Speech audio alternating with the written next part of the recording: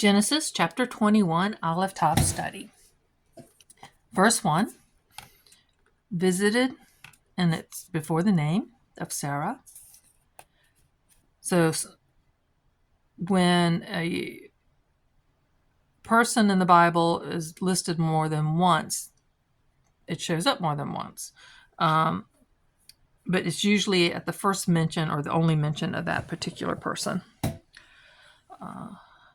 Verse 2, and it gets translated as to him, but it's before God had spoken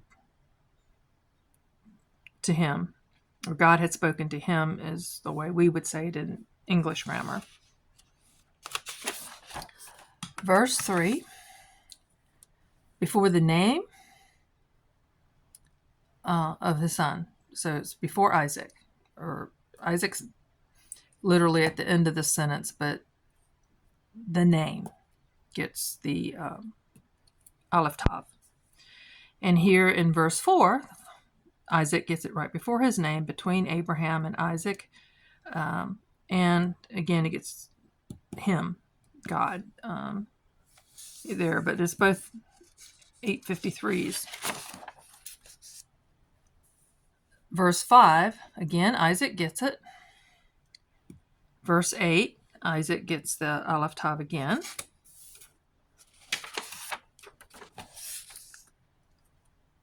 Verse 9,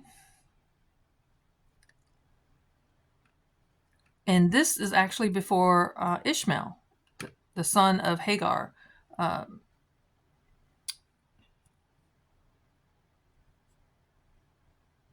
Verse 10 has 3, and one of them is actually not one of the 850 numbers, but it's in there. And I just question the actual translation.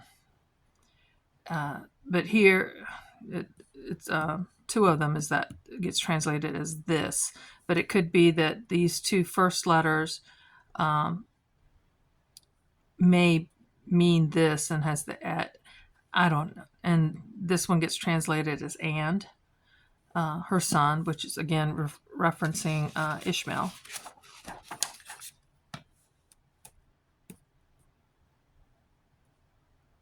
Verse 13, it's before the son, again, Ishmael.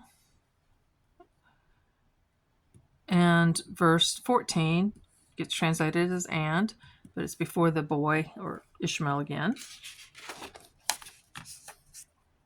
Verse 15, again, not here it's not translated at all, but it's before the boy. Verse 16, and lifted her voice, and it's between lifted and her voice, or her voice was anointed?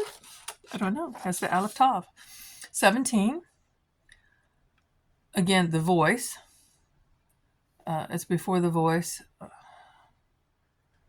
And it's Ishmael this time crying out, or crying. Verse 18 has it twice, once before the boy and once before your hand. Arise, lift up the lad, so lift up at lad, and hold with at him. Oh, it's actually hold your hand at your hand, for I will make him a great nation. God did. Verse 19, 3 ets, not translated, it's before her eyes, the skin with water, and before the boy. So Ishmael's getting a lot of these ets too, just like Isaac.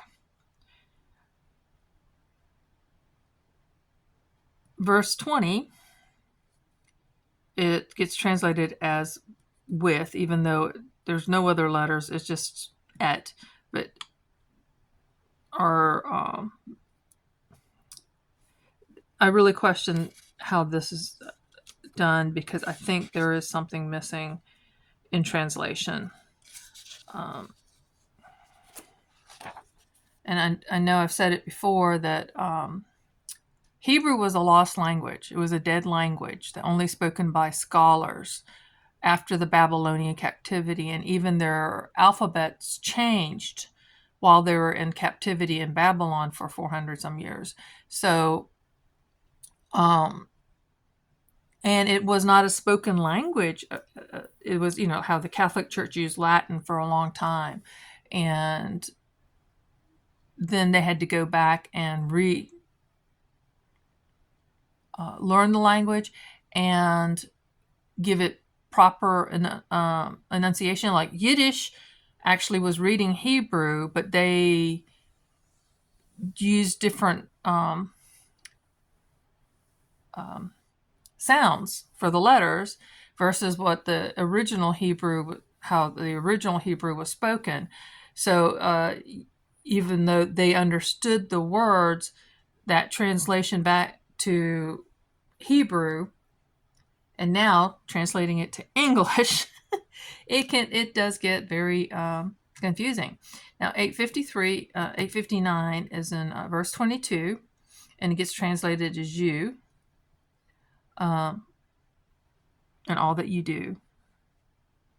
Verse 25 has one, and it's not translated, and it's before Abimelech. So here's a non-Jewish person, and we saw,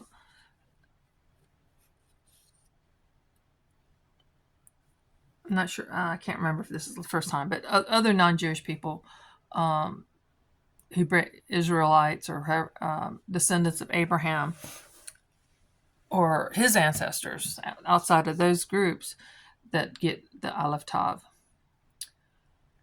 Verse 26 has it twice, and that's the 859 that gets translated as you, and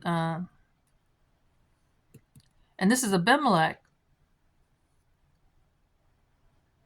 and somehow the anointing, the deception that Abraham did, Abimelech puts the et before the thing, the action, the deception that Abraham did by, not letting them know that Sarah was his wife, but to say that that's his sister, which is technically correct, but still a lie. Verse 28, the et before the 7 ewe lambs of the flock. And verse 30 has it twice. Both, neither are translated, and it's before the 7 ewe lambs and the well. Are you picking up patterns yet?